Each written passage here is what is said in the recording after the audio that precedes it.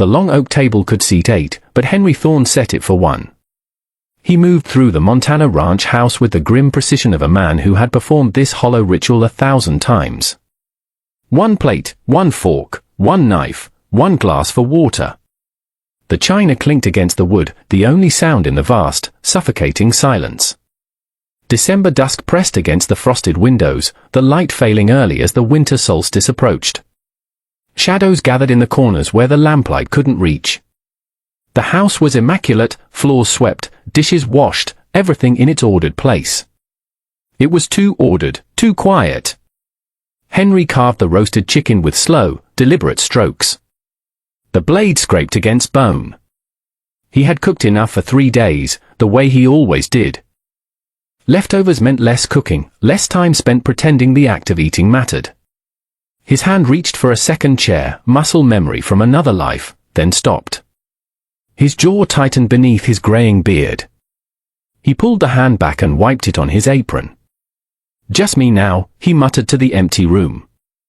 On the mantel, a framed photograph lay face down. He had turned it that way 5 years ago and never turned it back. Some mornings he forgot it was there.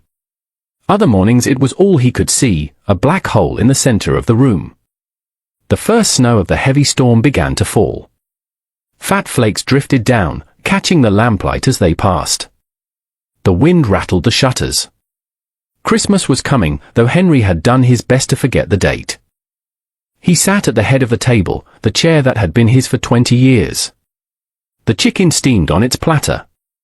He bowed his head, lips moving in a silent grace he no longer believed reached anywhere. The house felt too big tonight. 7 empty chairs. 3 empty bedrooms upstairs. A barn with 1 old horse and 2 milk cows. Land stretching in every direction with no one to inherit it. He forced himself to eat, though the food had no taste. Outside, the wind picked up, a low moan turning into a howl. Snow swirled violently against the glass. He didn't hear the footsteps approaching through the storm. He didn't hear them climb the porch steps. 3 sharp knocks shattered the silence. Henry froze. His fork suspended halfway to his mouth. No one came here. Not anymore. The town had learned to leave him alone, just the way he wanted. The knocking came again. Urgent. Desperate. He rose slowly, every instinct screaming to ignore it. Let them go away. Let them find help somewhere else. He had done his time helping people. He had paid his dues in grief. But the knocking came a 3rd time, and something in its rhythm, a frantic, pleading quality, made his feet move. He walked to the heavy oak door and threw the bolt. A woman stood on his porch, swaying in the biting wind. Behind her, 3 children huddled together, seeking warmth that wasn't there. Henry's breath caught. The woman was Chinese, her hair jet black and slick with melting snow, her face gaunt with cheekbones sharp beneath skin drawn too tight. Her thin coat was patched and insufficient for a Montana winter. Her eyes held the desperate brightness of someone who had walked too far on too little hope. The children were worse off. The oldest, a girl of maybe 8, tried to stand straight, shielding the others, but her lips were colorless. A boy, younger, shivered violently. And a tiny girl, no more than 3, clung to her mother's trousers with small, freezing fists. "Please, sir," the woman's voice cracked, her accent thick but her English clear. "My children. They have not eaten in 2 days. I saw your light. I am begging you." Henry's hand tightened on the doorframe until his knuckles went white. Every carefully constructed wall in his chest screamed at him to close the door, to protect the careful emptiness he had built. He knew how the world treated her kind out here, he knew nobody else would open their door. But if he did, he risked cracking the foundation of his own isolation. The littlest girl looked up at him.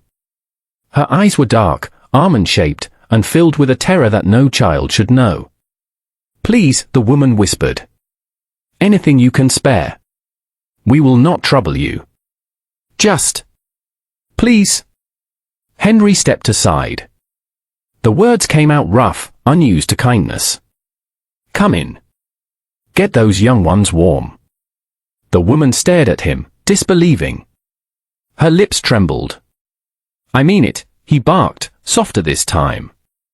"Before you all freeze to death on my porch." She ushered the children inside. They moved like ghosts, silent and careful, afraid to take up space. Snow melted from their clothes onto his clean floor. The boy's teeth chattered loud enough to hear. The little girl buried her face in her mother's thigh. Henry closed the door, shutting out the howl of the wind. Inside, 4 strangers stood dripping in his hallway, staring at him with hollow eyes. He had made a mistake. He knew it already. But he couldn't send them back into the storm. "Kitchen," he said gruffly. "This way." They followed him like a string of lost ducklings. "Thank you," the woman whispered. "Thank you, sir." "Hush," Henry said, not unkindly. "Save your breath." His mind raced. The chicken. The bread. He had milk in the icebox, potatoes. He had been planning to eat alone for days. Not anymore. The careful order of his isolation had been breached.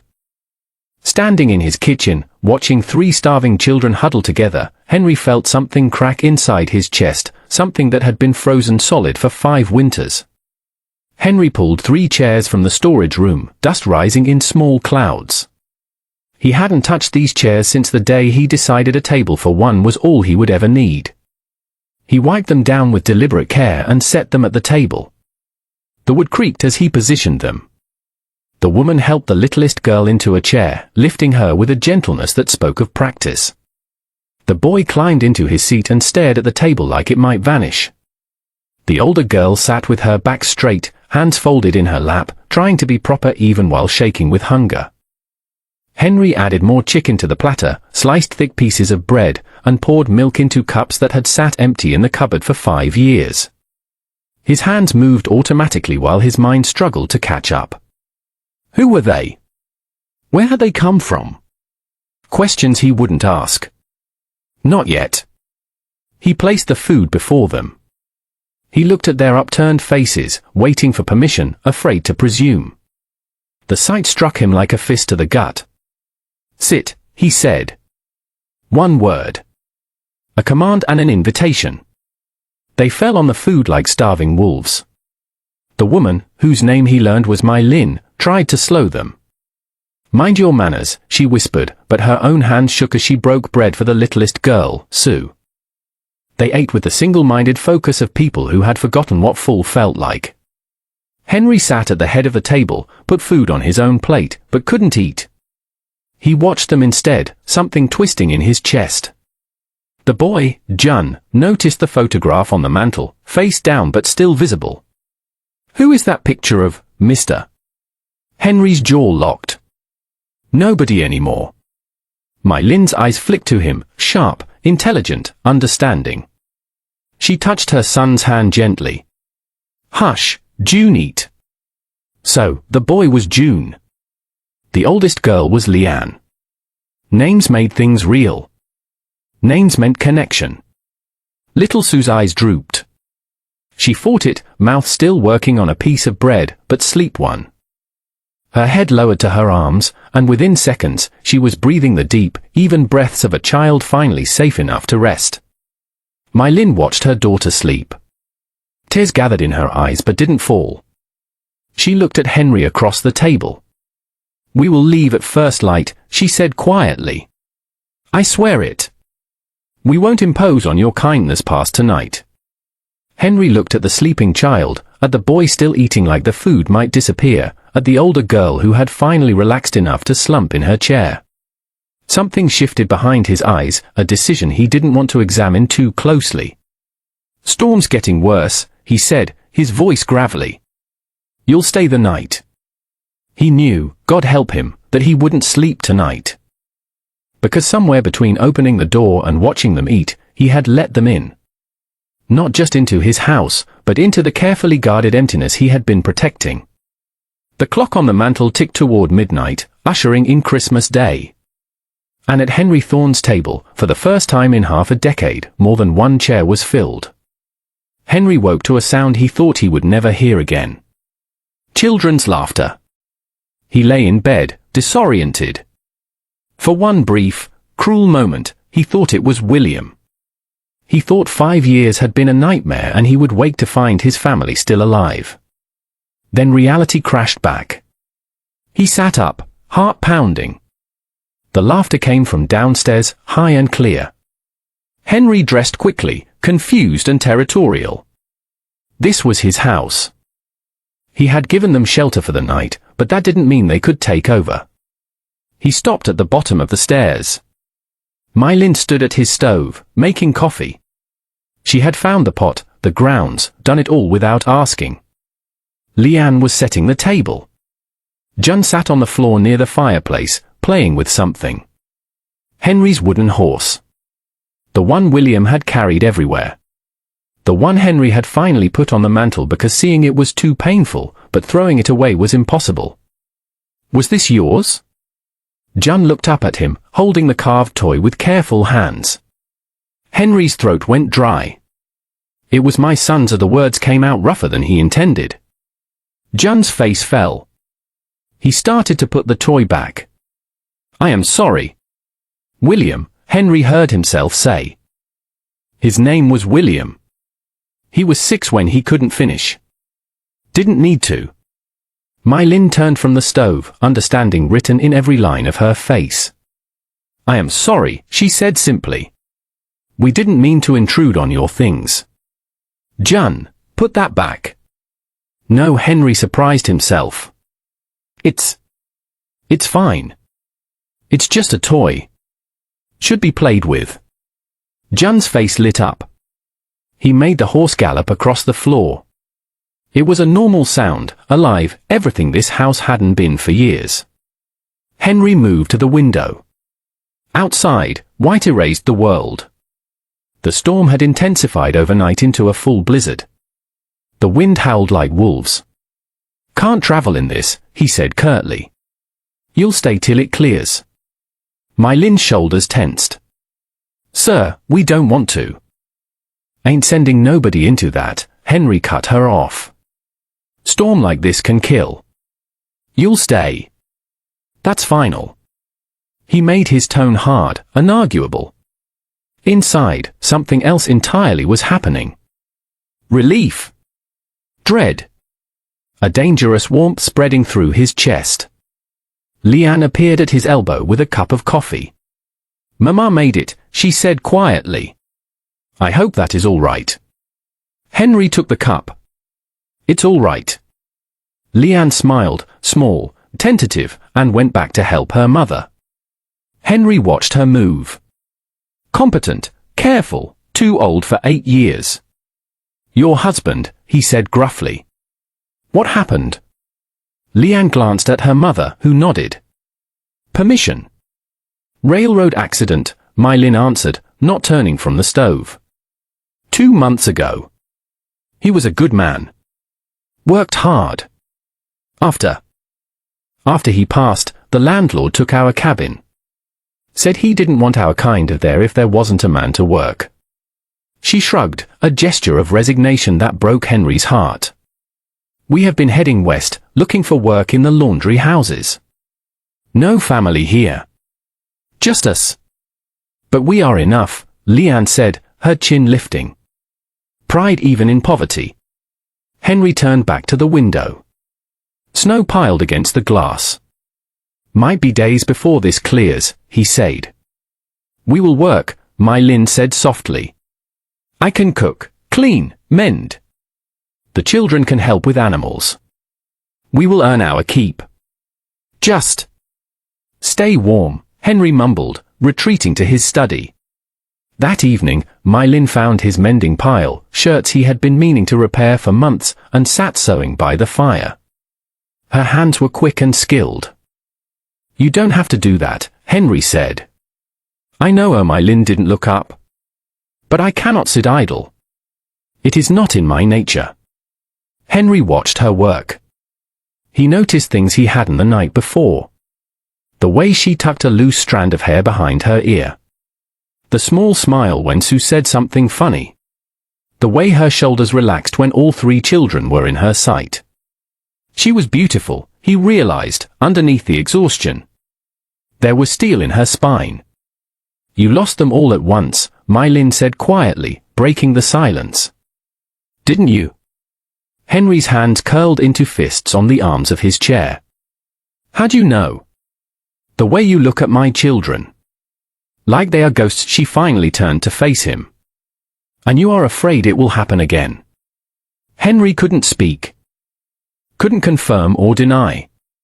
His silence was answer enough. Mylin's expression softened. I won't offer you empty words. I know how useless those are. I just want you to know that letting us stay. It matters. More than you know. Henry nodded once, curtly, and stood to leave. Henry, she said. She had used his Christian name.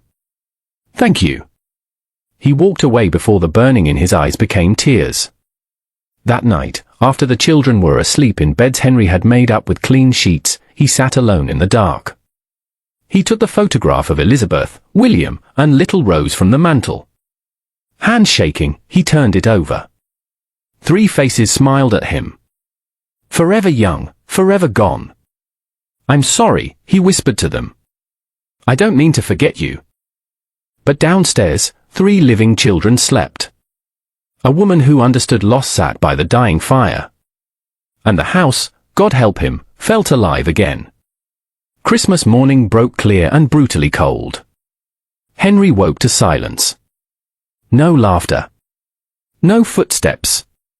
He dressed quickly, dread pooling in his stomach.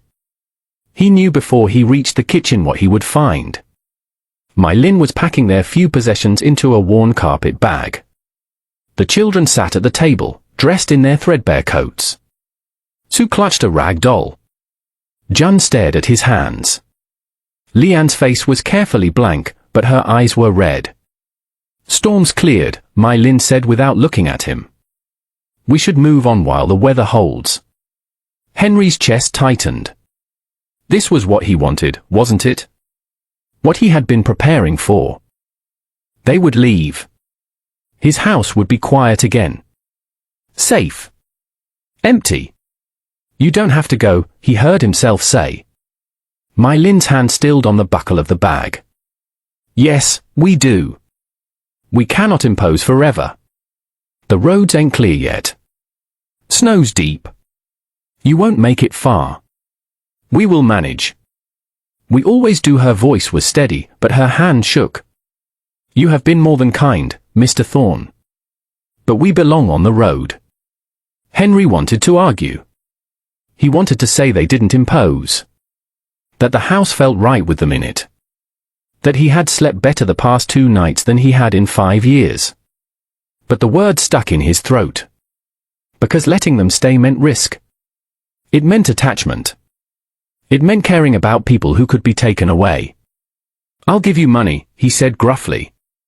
For the road. To get you settled. Mylin's spine straightened. We do not need charity. It ain't charity. It is. She finally looked at him, eyes fierce. We needed kindness. You gave us that. It is enough. Jun suddenly wrapped his arms around Henry's leg, holding on tight. I don't want to go. Jun! Mylin's voice cracked. Let go. Now. But why? Why can't we stay? Mr. Henry has room. He's all alone. That is enough. Mylin pulled him away gently but firmly. We do not belong here. Little Sue looked up at Henry. Why can't we stay with Mr. Henry? The question hit him like a physical blow. Henry opened his mouth, closed it. He had no answer that wouldn't sound like cruelty or cowardice. He said nothing.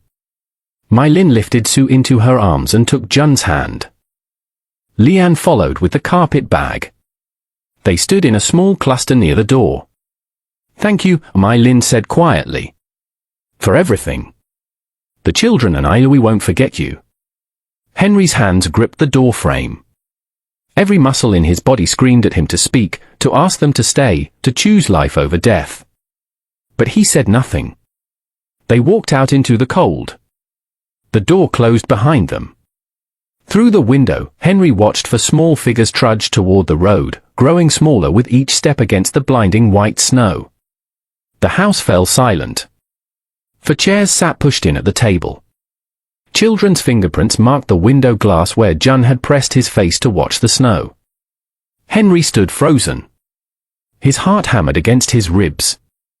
On the table sat a small piece of paper. Leanne's drawing. 5 stick figures holding hands. A house. A sun. Words in careful, practiced letters, "Thank you for being our family." Henry picked it up with shaking hands. He crumpled it, strode to the fireplace, and threw it in. Then, with a strangled cry, he lunged forward, pulling it from the flames before it could catch. The edges were singed and smoking. He smoothed it frantically against his chest. "What have I done?" The house echoed around him. Empty. Safe. Dead. Henry Thorne sank into his chair and put his head in his hands. He had sent them away. He had protected himself. He had chosen the familiar grief over the terrifying possibility of joy. And it felt like dying all over again. He looked at the mantel. At the photograph of Elizabeth. He picked it up. "What do I do?" Henry asked the photograph.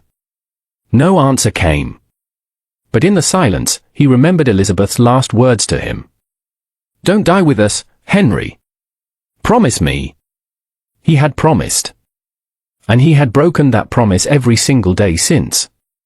He had locked himself in this house, locked his heart in ice. Elizabeth wouldn't have wanted this. She would have told him to find joy again. To live.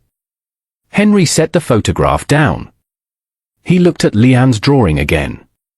5 stick figures. They weren't a replacement for what he had lost. Nothing could replace Elizabeth, William, and Rose. But they didn't have to be replacements. They could just be themselves. A family that needed a home. Henry moved suddenly, decisively. He grabbed his heavy coat, his hat, and strode to the barn. He saddled his horse with quick, sure movements. He had spent 5 years choosing death.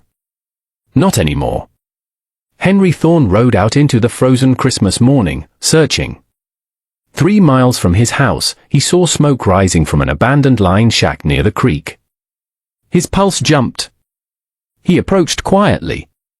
Through the broken window, he saw 4 huddled figures. Mylin was trying to coax a fire from damp wood. The children were pressed together, shivering.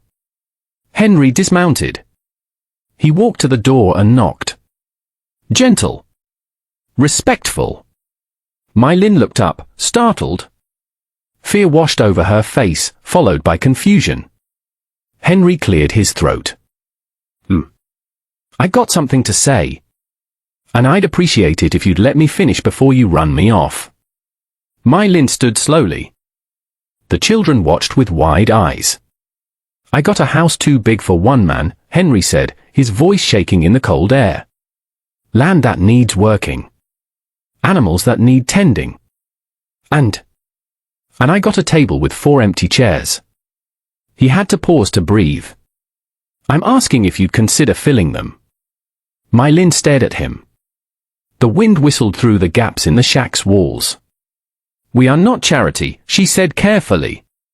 "I won't be a replacement for what you lost." "I know that," Henry said. "You ain't replacements. You're life. And I've been dead long enough." Mylin's eye searched his face, looking for truth. "Why now? Why not this morning?" "Because I was afraid," Henry admitted. "Still am, if I'm honest. Losing my family near killed me. Thought if I never let nobody close again, I'd never hurt like that again." He looked at the children. "Turns out the hurting never stopped. I just got used to it." Leanne stepped forward. "Would we be a family? A real one?" Henry lowered himself to one knee, meeting her eyes. He saw the future there. Yes. If you'll have a broken-down old rancher who don't smile much, but who will do his best by you. I promise. Jun rushed forward. Can I call you Pa? The word hit Henry hard, but this time it didn't hurt. It healed. Tears burned his eyes, and he didn't hide them.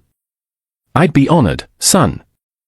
Little Sue toddled over and wrapped her arms around his neck.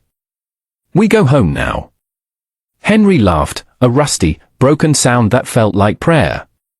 He looked at Mai Lin over Sue's head. Reckon that settles it. Mai Lin's lips trembled. Tears tracked down her cheeks. Henry Thorne, are you sure?